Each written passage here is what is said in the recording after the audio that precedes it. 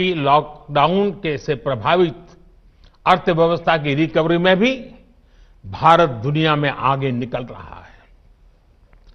भारत उन गिने चुने देशों में है जिसने मुश्किल के बावजूद दुनिया के 150 से ज्यादा देशों में जरूरी दवाएं और जरूरी मेडिकल सहायता पहुंचाई। पैरासीटामोल हो, हाइड्रोक्सी क्लोरोक्वीन हो, टेस्टिंग से जुड़ा सामान हो, भारत ने दूसरे देश के लोगों को भी बचाने की हर संभव कोशिश की। आज जब हम अपनी वैक्सीन बना ली है, तब भी भारत की तरफ दुनिया आशा और उम्मीद की नजरों से देख रही है। हमारा टीकाकरण अभियान जैसे जैसे आगे बढ़ेगा, दुनिया के अनेक देशों को हमारे अनुभव का लाभ मिलेगा। भारत की वैक्सीन, हमारी उत्पादन क्षमता पूरी मानवता के हित में काम आए, ये हमारी प्रतिबद्धता है। भाइयों और बहनों, ये टीकाकरण अभियान अभी लंबा चलेगा। हमें जन जन के जीवन को बचाने में योगदान देने का मौका मिला है और इसलिए इस अभियान से जुड़ी प्रक्रिया को, उस प्रक्रिया का हिस्सा बनने के लिए भी देश में वॉलेंटियर आगे आ रहे हैं। मैं उनका स्वागत करता हूं और भी अधिक वॉलेंटियर्स को मैं अपना समय इस सेवा कार्य में जोड़ने के लिए जरूर आग्रह करूंगा। हां, जैसा मैंने पहले कहा, मास्क, 2 गज की दूरी और साफ सफाई ये टीके के दौरान भी और बाद में भी जरूरी रहेंगे। टीका लग गया तो उसका अर्थ ये नहीं कि आप कोरोना से बचाव के दूसरे तरीके छोड़ दें। अब हमें नया प्रण लेना है, दवाई भी कड़ाई भी, दवाई भी कड़ाई भी। आप सभी स्वस्थ रहें, इसी कामना के साथ इस टीकाकरण अभियान के लिए पूरे देश को बहुत बहुत शुभकामनाएं देता हूं। देश के वैज्ञानिकों का, रिसर्चर्स का, लैब में जुड़े हुए सब लोगों का, जिन्होंने पूरे साल एक ऋषि की तरह अपनी लैब में जीवन खपा दिया और ये वैक्सीन देश और मानवता को दी है। मैं उनको भी विशेष रूप से अभिनंदन करता हूं, उनका आभार व्यक्त करता हूं। मेरी आप सबको बहुत बहुत शुभकामनाएं हैं। आप जल्द इसका लाभ उठाएं, आप भी स्वस्थ रहें, आपका परिवार भी स्वस्थ रहें, पूरी मानव जात इस संकट की घड़ी से बाहर निकले और स्वस्थता हम सबको प्राप्त हो, इसी एक कामना के साथ आप सबका बहुत बहुत धन्यवाद।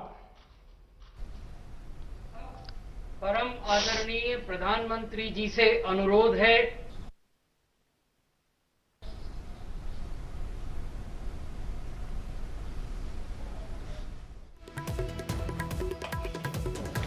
আজি দেশজুৰি আৰম্ভ হৈছে কৰোনাৰ টিকাকৰণ। প্ৰধানমন্ত্ৰী মোদীয়ে ইতিমধ্যে শুভাৰম্ভ কৰিছে কোভিড-19ৰ টিকাকৰণ। দেশজুৰি 3 লাখ স্বাস্থ্য কৰ্মীক আজি টিকাকৰণ কৰা হ'ব।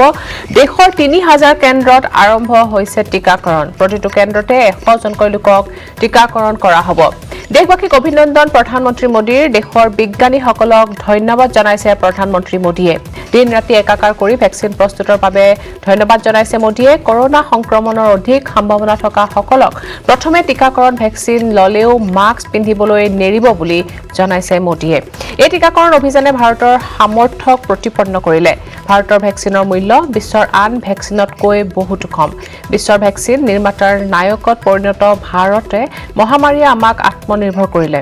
মোদীয়ে আত্মনিৰ্ভৰ ভাৰতৰ made in India vaccine Modi প্ৰথম আৰু দ্বিতীয় পালিলৈ তৃতীয় পালি নললেও লাভ নহয় আৰু দ্বিতীয় পালিৰ পৰাহে ভেকচিন প্ৰতিৰোধ আৰম্ভ হ'ব বুলি কয় আমাৰ যুঁজ ভৱিষ্যত প্ৰজন্মৰ বাবে উদাহৰণ হৈ ৰব লকডাউনত ভাৰতৰ বাবে আছিল বৃহৎ প্ৰত্যাহ্বান মোদী উৰা বাতৰিক কৈছে যে প্ৰশ্ৰয় নিদি যুঁজিলে দেশবাসীয়ে তাৰ বাবে মোদীয়ে ধন্যবাদ জনাইছে দেশবাসীক গোয়েল ডাঙৰীয়া গুৱাহাটী চিকিৎসা মহাবিদ্যালয়ৰ অধ্যক্ষ ডাঙৰীয়াকে আদি কৰি আমাৰ অধ্যাপক অধ্যাপিকা আৰু আমাৰ বিভিন্ন বিভাগত কাম কৰা বিষয়াবৰ্গ কৰ্মচাৰীবৃন্দ আৰু আজি আমাৰ টিকাকৰণ অভিযানত অংশ ল'বলৈ অহা বিশিষ্ট চিকিৎসকবৃন্দ প্ৰধানমন্ত্ৰী নৰেন্দ্ৰ মোদী ডাঙৰীয়াই তেখেতৰ ভাষণত 2020 চনটোৰ আৰু সেই 2020 চনত সমগ্ৰ বিশ্বতে সংঘটিত হোৱা কোভিড মহামাৰী আৰু ইয়াৰ প্ৰতিৰোধৰ বিষয়ে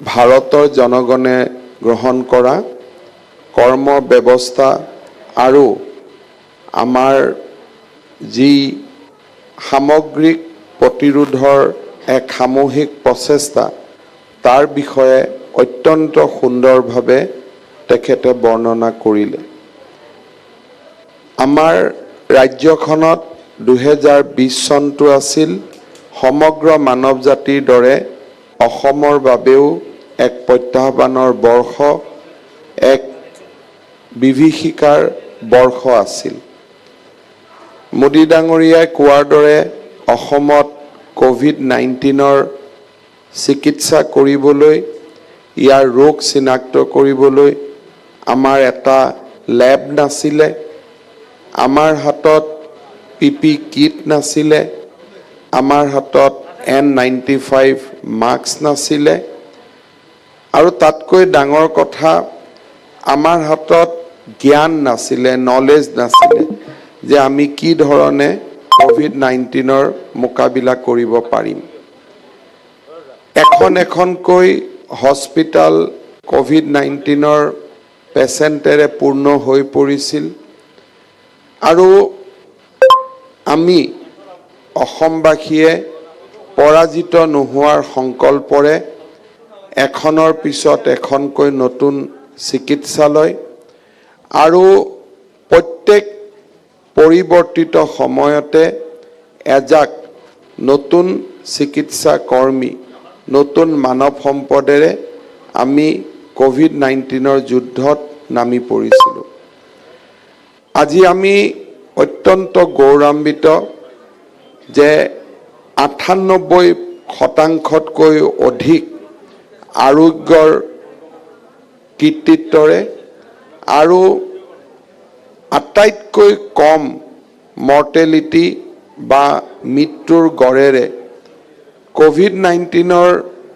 যুদ্ধত অসমবাসীয়ে ৰাষ্ট্ৰৰ বুকুত জিলিকি উঠিছিল ভাৰতৰ প্ৰখ্যাত কেইবাখনো সংবাদ মাধ্যমে তেওঁলোকৰ বিভিন্ন সমীক্ষাত কোনোবাই প্ৰথম কোনোবাই দ্বিতীয় কোনোবাই তৃতীয় এই ধৰণে কোভিড-19ৰ বিৰুদ্ধে চলা যুঁজখনত অসমৰ মানদণ্ড বা অসমৰ কৃতিত্বক নিৰূপণ কৰিছিল 2020 চনত আমি দেখা পাইছিলোঁ কি ধৰণে চৰকাৰী কৰ্মচাৰীয়ে ভোকাতুৰজনক খাদ্য দিয়াৰ প্ৰচেষ্টা কৰিছিল কোভিড-19ৰ পৰা নিৰোগী হৈ অহা ৰোগীয়ে নিজৰ প্লাজমা দানেৰে মানৱ জাতিৰ কল্যাণৰ বাবে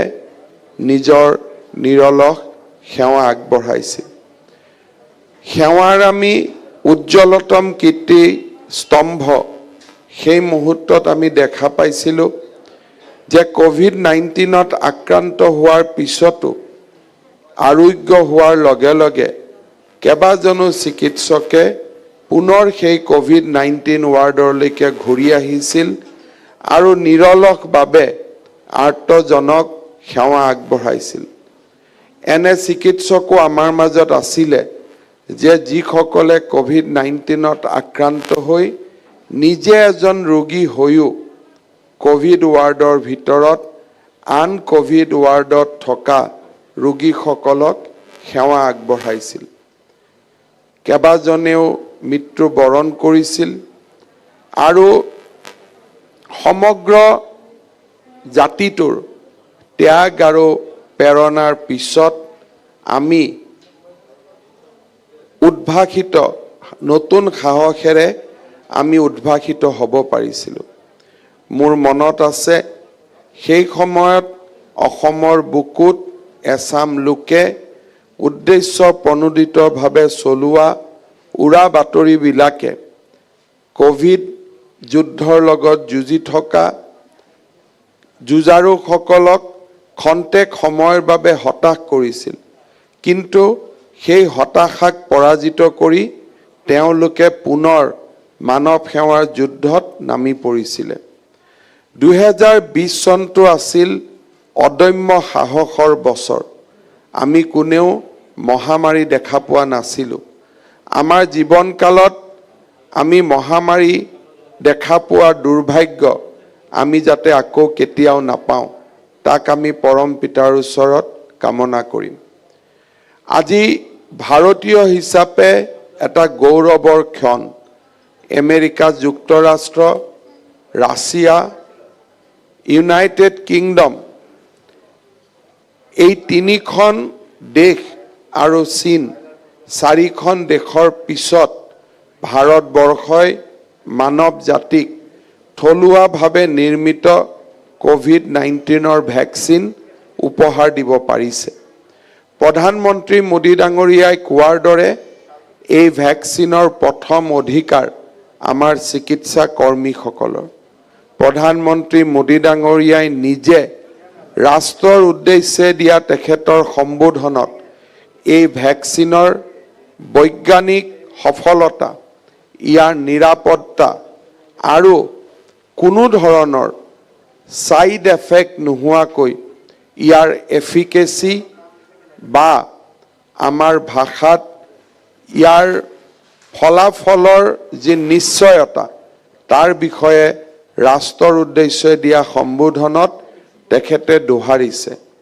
ভাৰতৰ বৈজ্ঞানিক সমাজে কোভিড-19ৰ বিৰুদ্ধে নিৰ্মিত দুইটা ভেকচিনকে সম্পূৰ্ণ নিৰাপদ বুলি প্ৰত্যায়িত কৰি ভাৰতবাসীৰ বাবে মুকলি কৰি দিছে। আজিৰ এই দিনটোত অসমৰ চিকিৎসা কৰ্মীসকলৰ সেৱাক, তেওঁলোকৰ নিৰলস প্ৰচেষ্টাক আৰু 2020 চনত তেওঁলোকে তেওঁলোকৰ ত্যাগ, কষ্ট আৰু পৰিশ্ৰমৰ মাজেৰে যি অনন্য ৰূপত জিলিকি উঠিল, তাক পুনৰ এবাৰ কৃতজ্ঞতাৰে সুঁৱৰি অসমবাসীৰ হৈ পুনৰ এবাৰ তেওঁলোক আমি সমগ্ৰ চিকিৎসকসকলক, চিকিৎসা কৰ্মীসকলক, আনকি আমাৰ লগত একেলগে কাম কৰা চাফাই কৰ্মচাৰী পৰ্যন্ত কোভিড ৱেৰিয়ৰ বা কোভিডৰ বিৰুদ্ধে যোদ্ধা প্ৰতিগৰাকীকে অসমবাসী ৰাইজৰ হৈ মই আকৌ এবাৰ কৃতজ্ঞতা জনাইছোঁ। মই তেখেতসকলক আহ্বান জনাইছোঁ, কোভিড-19ৰ বিৰুদ্ধে যুদ্ধ আমাৰ শেষ হৈ যোৱা নাই। আমি অনাগত দিনতো এই যুঁজৰ বিৰুদ্ধে কোভিড-19ৰ বিৰুদ্ধে আমি যুঁজিব লাগিব। বহু জল্পনা কল্পনাৰ অৱসান ঘটা অৱশেষত দেশজুৰি আৰম্ভ হ'ল কৰোনাৰ টীকাকৰণ। ৰিমোট কণ্ট্ৰলৰ বুটাম টিপি প্ৰধানমন্ত্ৰী মোদীয়ে শুভাৰম্ভ কৰিলে কোভিড-19ৰ টীকাকৰণ। অনুষ্ঠানত অংশ লৈ দিন ৰাতি একাকাৰ কৰি ভেকচিন প্ৰস্তুতিৰ বাবে দেশৰ বিজ্ঞানীসকলক ধন্যবাদ জনাইছে মোদীয়ে। কৰোনা সংক্ৰমণৰ অধিক সম্ভাৱনা থকাসকলক প্ৰথমে টীকাকৰণ কৰা হৈছে। ভেকচিন ল'লেও মাস্ক পিন্ধিবলৈ নেৰিব বুলি মোদীয়ে পুনৰবাৰ জনাইছে। এই টীকাকৰণ অভিযানে ভাৰতৰ সামৰ্থ্যক প্ৰতিপন্ন কৰিছে। ভাৰতৰ ভেকচিনৰ মূল্য বিশ্বৰ আন ভেকচিনতকৈ কম। বিশ্বৰ ভেকচিন নিৰ্মাতাৰ নায়কত পৰিণত ভাৰত মহামাৰীয়ে আমাক আত্মনিৰ্ভৰ কৰিছে বুলি মোদীয়ে কৈছে আত্মনিৰ্ভৰ ভাৰতৰ মেড ইন ইণ্ডিয়া ভেকচিন বুলি মোদীয়ে জনাইছে প্ৰথম আৰু দ্বিতীয় পালি লৈ তৃতীয় পালি নললেও লাভ নহয় গতিকে দ্বিতীয় পালিৰ পৰাহে ভেকচিনৰ প্ৰতিৰোধ আৰম্ভ হ'ব আমাৰ যুঁজ ভৱিষ্যত প্ৰজন্মৰ বাবে উদাহৰণ হৈ ৰব লকডাউন ভাৰতৰ বাবে আছিল বৃহৎ প্ৰত্যাহ্বান উৰা বাতৰিক প্ৰশ্ৰয় নিদি যুঁজিলে দেশবাসীয়ে আৰু তাৰ বাবে মোদীয়ে জনাইছে দেশবাসীক ধন্যবাদ আমি আপোনালোকক দেখুৱাই আছো জিএমচিএইচৰ গুৱাহাটী চিকিৎসা মহাবিদ্যালয়ৰ পৰা পোনপটীয়া সম্প্ৰচাৰ ইতিমধ্যে টিকাকৰণ প্ৰক্ৰিয়া আৰম্ভ হৈছে আৰু দেখিছে এতিয়া টিকাকৰণ ল'বলৈ সাজু হৈছে ডক্টৰ উমেশ চন্দ্ৰ শৰ্মা এজনকৈ টিকাকৰণ কৰা হ'ব সকলোকে আমি লৈ গৈছো পোনপটীয়া সম্প্ৰচাৰৰ বাবে এয়া উমেশ চন্দ্ৰ শৰ্মা ডক্টৰ বিশিষ্ট চিকিৎসক তেওঁ কেতিয়া টিকাকৰণ প্ৰক্ৰিয়া আৰম্ভ কৰিছে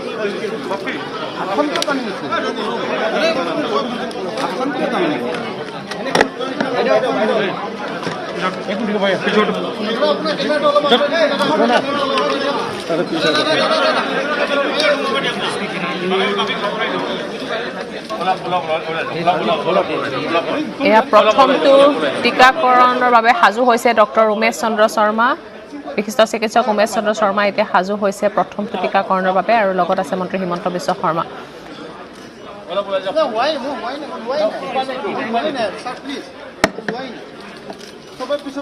আমি আপোনালোকক দেখুৱাই আছো গুৱাহাটী চিকিৎসা মহাবিদ্যালয়ৰ পৰা পোনপটীয়া সম্প্ৰচাৰ ইতিমধ্যে বৃহৎ টিকাকৰণৰ যি শুভাৰম্ভণি সেয়া আৰম্ভ কৰা হৈছে আৰু বিশিষ্ট চিকিৎসক উমেশ চন্দ্ৰ শৰ্মাক প্ৰথমটো টিকাকৰণ কৰা হ'ব আৰু তাৰ বাবে তেওঁ সাজু হৈছে সকলো প্ৰস্তুতিৰ অন্তত এতিয়া টিকাকৰণৰ বাবে সাজু হৈছে চিকিৎসকসকল